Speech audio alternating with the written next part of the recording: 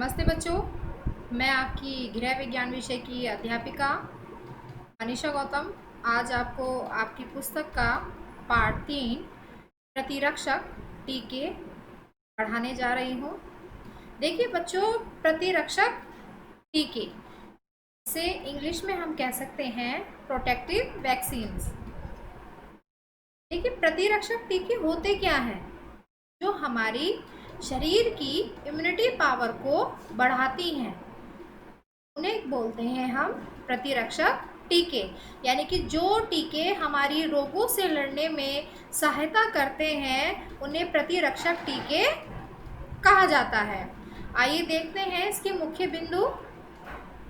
सबसे पहला है प्रतिरक्षक टीके, उसके बाद है प्रतिरक्षण का महत्व, थर्ड पॉइंट है हमारा नवीनीकरण टीके। इसी प्रकार शिशु के प्रति रोगों से सावधानी रखना, प्रतिरक्षण के भेद, टीकों के संबंध में महत्वपूर्ण तथ्य, प्रतिरक्षण का परिचय, आवश्यक टीकों की सूची। तो आइए बच्चों, सबसे पहले हम समझते हैं प्रतिरक्षक टीके, प्रोटेक्टिव वैक्सीन्स। चिकित्सा के क्षेत्र में नई खोज एवं प्रगति होने के परिणाम स्वरूप रोगों की गति को कम करने में सहायता मिलती है। देखिए, ये तो हम सभी जानते हैं कि आधुनिक युग में नई नई वैक्सीन आ गई हैं, नए नए टीके आ गए हैं जो हमें रोगों से लड़ने में सहायता प्रदान करते हैं, जो हमारे शरीर की इम्यूनिटी पावर को बढ़ाते हैं। इन रोगों में खसरा, कनफेड़ा, छोटी माता, कुकुर खांसी, रोहिणी, पोलियो, मेरुरज्जु, शोथ, मस्तिष्कावरण, दाद, खाज, खुजली आदि प्रमुख हैं। देखिए, ये ऐसे रोग हैं जिनके टीके बन चुके हैं, जो हमें प्रोटेक्ट करते हैं, जिनके लेने पर हमारी रोग प्रतिरोधक क्षमता बढ़ जाती है। इन रोगों से बालक पीड़ित हो तथा उसकी परिचर्या एवं उपचार किया जाए, इससे अच्छा है कि रोग की रोकथाम हेतु प्रयास किए जाएं। देखिए, रोग होने से पहले ही अगर उसकी रोकथाम कर ली जाए तो बच्चा रोग से पीड़ित होगा ही नहीं। उसके लिए हमें क्या कराना होता है? समय समय पर प्रतिरक्षक टीके बच्चे को लगवाने पड़ते हैं। आइए सेकंड पॉइंट समझ लेते हैं। शिशु के प्रति रोगों से सावधानी रखना, protection from disease to children.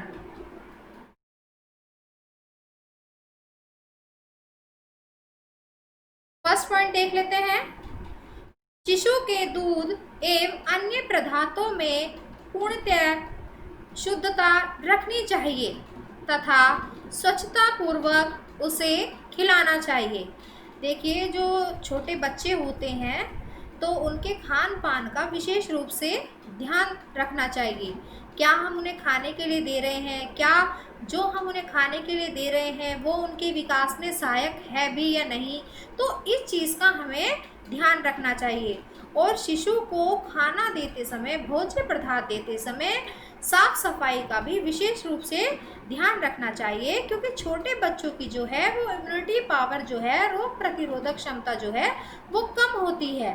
तो अगर हम ऐसे में असावधानी बरतते हैं, असावधानी बरतते हुए उस बच्चे को भोज्य पदार्थ देते हैं तो वह बच्चा हमारा रोग से ग्रसित भी हो सकता है। सेकंड पॉइंट है हमारा, रोग की प्रारंभिक अवस्था में ही उसका उपचार करना चाहिए।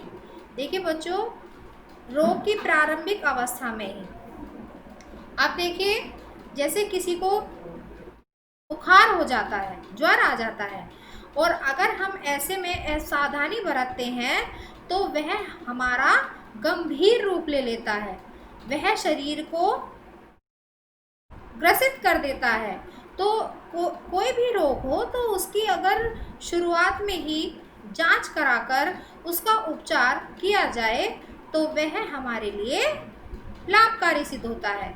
और अगर हम ऐसे में असावधानी बरतते हैं, असावधानी बरतने पर क्या हो जाता है, हमारे रोग बढ़ जाते हैं और शरीर भी हमारा वीक होता चला जाता है। थर्ड पॉइंट देख लेते हैं हम इसका। यदि घर में कोई रोगी हो तो शिशु को उससे दूर रखना चाहिए, है ना। देखिए, अगर घर में कोई भी रोगी है, किसी भी बीमारी से ग्रसित है, तो छोटे बच्चों को ऐसी स्थिति में उस रोगी से दूर रखना चाहिए, क्योंकि छोटे बच्चे रोग से जल्दी ग्रसित हो जाते हैं, रोगों की चपेट में जल्दी आ जाते हैं। इसलिए छोटे बच्चों को रोगों से दूर ही रखना चाहिए। फोर्थ पॉइंट है हमारा, बच्चों को चूमना स्वास्थ्य की दृष्टि से हानिकारक है। देखिए, ये पॉइंट बहुत ही महत्वपूर्ण है कि बच्चों को चूमना नहीं चाहिए, क्योंकि बच्चों की जो रोग प्रतिरोधक क्षमता है वो बहुत ही वीक होती है, और ऐसे में अगर कोई व्यक्ति किसी भी रोग से ग्रसित है तो वह रोग बच्चे को स्पर्श करने से बच्चे के शरीर में प्रवेश भी कर सकते हैं। तो बच्चों को ऐसी स्थिति में चूमना नहीं चाहिए। फिफ्थ पॉइंट है हमारा, बच्चों के खिलौनों को गंदे हाथों से नहीं छूना चाहिए। देखिए, बच्चों के जो खिलौने होते हैं, बच्चा उससे खेलता रहता है, कभी पकड़ता है ना। छोटे बच्चे हाथ में कम लेते हैं और मुंह में ज़्यादा देते हैं, है ना। मुंह में कुछ भी चीज़ हो वह मुंह में देने की कोशिश करते हैं। तो ऐसे में जो है छोटे बच्चों के खिलौनों को अपने गंदे हाथों से नहीं छूना चाहिए, क्योंकि अगर हमने वह खिलौने गंदे हाथों से छू लिए तो जो बैक्टीरिया हैं वो उस खिलौने पर लग जाते हैं और बच्चे के छूने पर वह उसके शरीर में भी प्रवेश कर जाते हैं। आइए आगे देखते हैं। प्रतिरक्षण का परिचय, इंट्रोडक्शन ऑफ प्रोटेक्शन।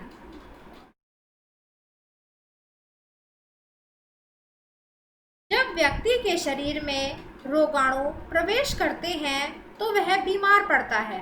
देखिए, ये तो हम सभी जानते हैं कि किसी भी तरह का बैक्टीरिया अगर हमारे शरीर में प्रवेश करता है तो वो हमें बीमार ही करता है। परंतु आपको यह जानकर आश्चर्य होगा कि रोगाणुओं का कार्य भी आसान नहीं होता है। कुछ व्यक्ति ऐसे भी होते हैं जिनके शरीर में रोगाणुओं का प्रवेश होने के बाद भी वे बीमार नहीं पड़ते हैं। ऐसा इसलिए होता है कि उस व्यक्ति के शरीर के रक्षा तंत्र ने उसकी प्रतिरक्षा की है। देखिए, जैसे कि वर्तमान समय में आप देख रहे हैं कि कोरोना वायरस ने पूरा भारतवर्ष अपनी चपेट में ले रखा है। पूरा भारतवर्ष क्या, पूरे विश्व के ज़्यादातर देशों को अपनी चपेट में ले रखा है। और हम देखते हैं कि कोरोना वायरस जो है वो उसी रोग को, उसी व्यक्ति को अपनी चपेट में ले रहा है जिसकी इम्यूनिटी पावर कम है, रोग प्रतिरोधक क्षमता कम है। ये सभी को क्यों नहीं हो रहा है? क्योंकि सभी के जो रोग प्रतिरोधक क्षमता है वो भिन्न भिन्न होती है। किसी की अच्छी होती है तो किसी की वीक होती है। तो जिसकी वीक होती है उसे रोग जल्दी अपनी चपेट में ले लेता है, और जिसकी इम्यूनिटी पावर, रोग प्रतिरोधक क्षमता अच्छी होती है वह रोगों से बचा रहता है। आगे देखते हैं।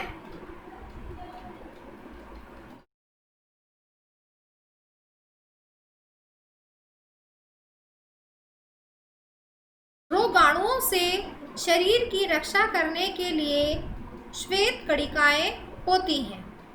देखिए, जो हमारे शरीर में जो श्वेत कणिकाएं होती हैं वो हमारी रोगों से लड़ने में सहायता प्रदान करती हैं।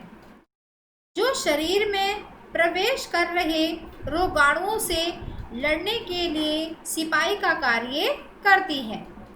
ये श्वेत कणिकाएं रोगाणुओं के लिए प्रतिपिंड नामक प्रदाथ उत्पन्न करती हैं। देखिए हमारे शरीर में जो श्वेत कणिकाएं होती हैं उनका क्या कार्य होता है कि वह रोगाणुओं से लड़ने में हमारी सहायता प्रदान करती है। वो उसी प्रकार कार्य करती है जिस प्रकार देश का सिपाही देश की रक्षा के लिए कार्य करता है, उसी प्रकार ये हमारे शरीर की रक्षा करती है। और ये कैसा प्रदाथ उत्पन्न करती हैं? प्रतिपिंड नामक प्रदाथ उत्पन्न करती हैं। इस लड़ाई में यदि प्रतिपिंड रोगाणुओं का प्रतिरोध करके उन्हें नष्ट करने में सफल हो जाते हैं तो व्यक्ति रोग से बच जाता है। देखिए जो श्वेत कणिकाएं हैं वो एक प्रतिपिंड नामक प्रदाथ उत्पन्न करती हैं जिसका कार्य रोगों से लड़ना होता है, और जब वह सफल हो जाता है तो रोगी जो मनुष्य है वो रोगों से बचा रहता है। और यह कहा जाता है कि उस व्यक्ति में रोग की प्रतिरोधक क्षमता है। देखिए जो व्यक्ति रोगों से बचा रहता है, जिसकी इम्यूनिटी पावर ज़्यादा होती है, रोग प्रतिरोधक क्षमता ज़्यादा होती है, तो वह व्यक्ति क्या है ना, विभिन्न प्रकार के रोगों से बचा रहता है। आगे देखते हैं। इसके विपरीत जब रोगाणु प्रतिपिंड पर विजय प्राप्त कर लेते हैं तो रोग के लक्षण दिखाई देने लगते हैं। किसी रोग का प्रतिरोध करने की शारीरिक क्षमता को प्रतिरक्षण कहते हैं। देखिए जब वह प्रतिपिंड नामक पदार्थ को क्या कर लेते हैं, उस पर रोगाणु विजय प्राप्त कर लेते हैं, यानी कि उसे हरा देते हैं, तो तब क्या है, व्यक्ति में रोग के लक्षण दिखाई देने लगते हैं। आगे देखते हैं प्रतिरक्षण के भेद, टाइप्स ऑफ प्रोटेक्शन।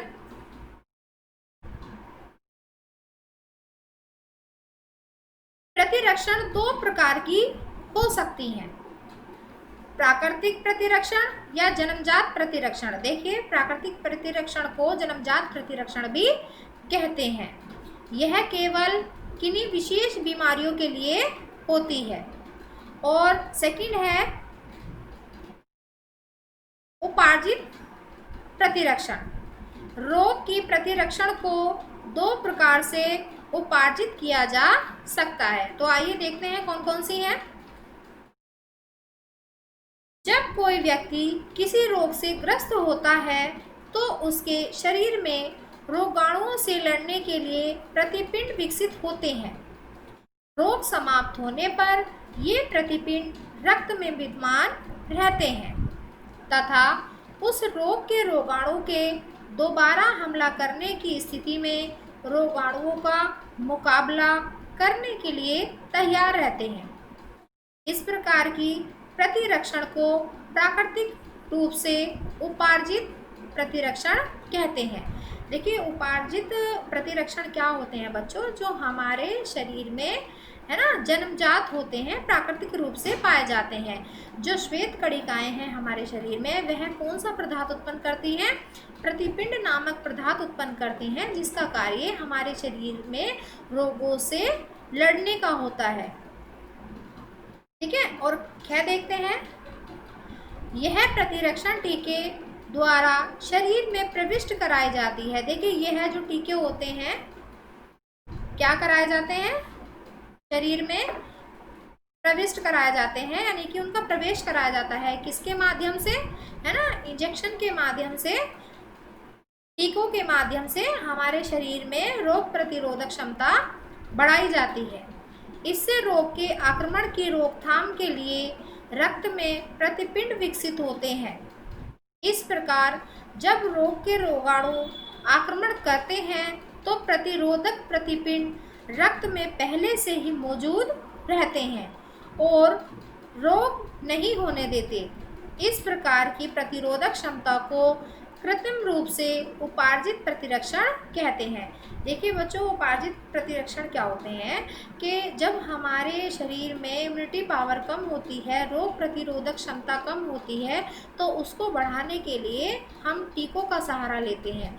और जब हमारे शरीर में रोग प्रतिरोधक क्षमता बढ़ाने के लिए टीके लगाए जाते हैं तो हमारे शरीर की इम्यूनिटी पावर क्या है, वो बढ़ जाती है। और जब वह बढ़ जाती है तो विभिन्न प्रकार के रोगों से इसकी रोकथाम होने लगती है। जो वैक्सीन हमें दी जाती है तो उससे हमारे शरीर में एक प्रतिपिंड नामक पदार्थ जो है वो क्या है, शरीर में प्रवेश कर जाता है और वह हमारी रोगों से लड़ने में रोकथाम करता है। आइए देखते हैं आवश्यक टीकों की सूची। List of necessary vaccination. माता को प्रसव के पूर्व लगने वाले टीके। देखिए,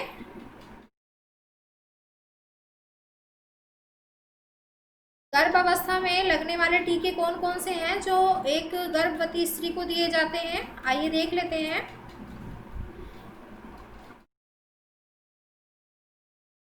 4 से 5 माह टिटनेस टॉक्साइड यानी कि टीटी का पहला टीका दिया जाता है। दूसरे नंबर पर 5 से 6 माह के बीच टिटनेस टॉक्साइड टीटी का दूसरा टीका दिया जाता है। और 9 माह टिटनेस टॉक्साइड यानी कि टीटी का तीसरा टीका दिया जाता है। और आइए देख लेते हैं, ध्यान रखें, दूसरे शिशु के जन्म के पहले यदि प्रथम शिशु में पूरे टीके लगे थे तो टिटनेस टॉक्साइड का केवल एक ही टीका पर्याप्त होता है। देखिए, इसमें जो है ये टीके दिए गए हैं जो प्रसव से पूर्व एक गर्भवती स्त्री को दिए जाते हैं, वो 3 भागों में दिए जाते हैं। 4 से 5 माह के बीच दिया जाता है पहला टीका, 5 से 6 माह के बीच दिया जाता है दूसरा टीका और 9 माह के बाद दिया जाता है तीसरा टीका। और ये ध्यान रखने वाली बात है कि अगर प्रथम शिशु के होने पर टीके पूरे दिए जा चुके हैं तो टिटनेस टॉक्साइड का केवल एक ही टीका पर्याप्त होता है। इसके लिए दूसरे शिशु के जन्म से पहले। देखिए बच्चों, हमारा इस पाठ का प्रथम भाग यहीं समाप्त होता है। आगे की वीडियो में हम आपको इसका द्वितीय भाग यानी कि सेकंड पार्ट पढ़ाएंगे। आप सभी बच्चों को क्या करना है, आप सभी बच्चों को इस पाठ का 2 बार अच्छे से अध्ययन करना है, 2 बार अच्छे से रीडिंग लगानी है और ध्यानपूर्वक पढ़ना है। ठीक है बच्चों, धन्यवाद।